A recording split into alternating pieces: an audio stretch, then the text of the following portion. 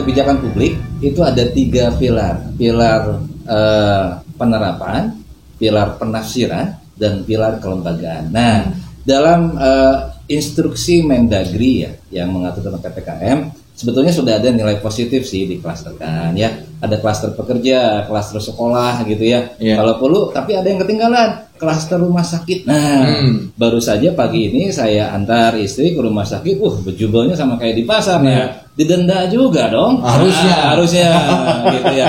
Nah, artinya kan bahwa pada saat sebuah kebijakan dieksekusi, ini kan ada polemik juga nih. Jadi kalau padahal dalam setiap kebijakan publik itu bukan aspek istilahnya yang harus terlalu beragam, sehingga kemudian yang menerapkan jadi bingung. Ini ada gugus tugas penanggulangan, ada satuan tugas. Salah dikit aja antara gugus dan satuan, waduh.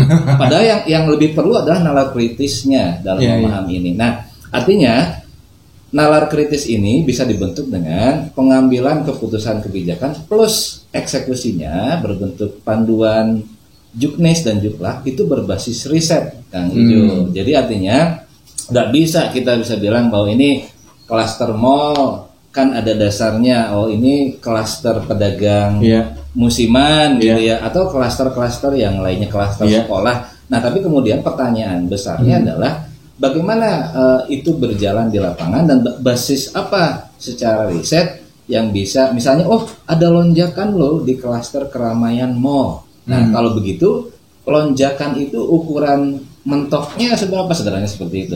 Ukuran paling basic ya seperti pada saat kita ngatur level lah, 70% kapasitas kendaraan itu kan. Oke, ya kalau gitu mall juga sama saja. Tukang bubur kan kecil. Nah, berapa persen yang apakah harus dibungkus semua?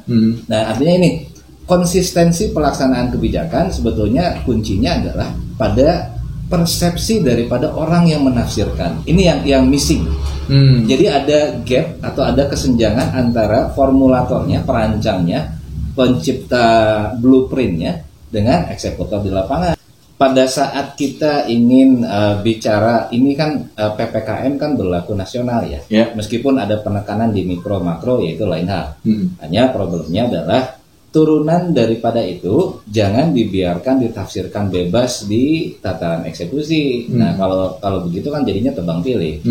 Saya berikan Kang Ijo mandat misalnya, atau Kang Saiful mandat, ini bagian wilayah sini, ini bagian wilayah sini. Nah, tanpa ada panduan yang ajak, panduan ini bukan berarti isinya normatif terus wejangan dan sifatnya mengawang-awang, tapi justru panduan teknis di lapangan. Nah, ini yang seringkali dikeluhkan oleh aparatur penegak di lapangan, termasuk aturan besaran denda sebetulnya.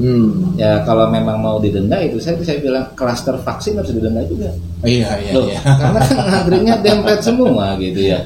Bahkan itu lebih banyak peluang omikronnya dibandingkan jajan bubur di udara terbuka gitu ya, misalnya seperti itu. Artinya bagaimana menerjemahkan itu? Jadi itu yang disebut dengan pilar penafsiran. Ini yang seringkali diindahkan oleh para peramu.